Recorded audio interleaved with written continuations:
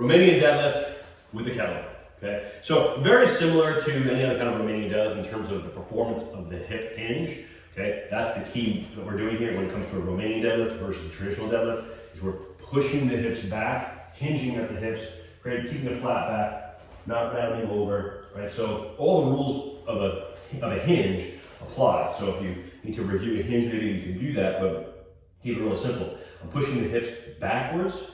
This is think of a horizontal vector versus vertical up and down. The weight's obviously going to go up and down, but it's really about the hips pushing back behind me and then driving through, squeezing with the glutes, as opposed to thinking, let me put the weight down and pick it up. It's back and forward. And now with the kettlebell, a couple of things we got to pay attention to, because we have a much narrower grip. It's easy to then round the shoulders. So we want to hold that kettlebell as if we're trying to break it apart, okay?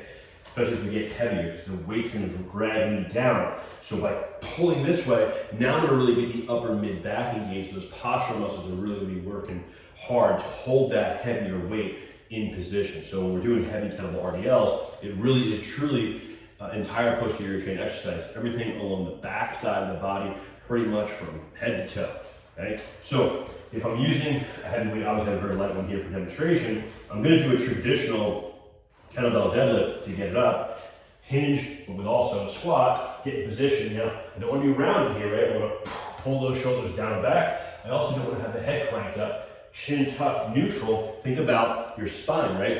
If this is, I've got a spine and all of a sudden my neck is cranking up. I want to keep the head, the cervical spine, in alignment with the rest of my spine.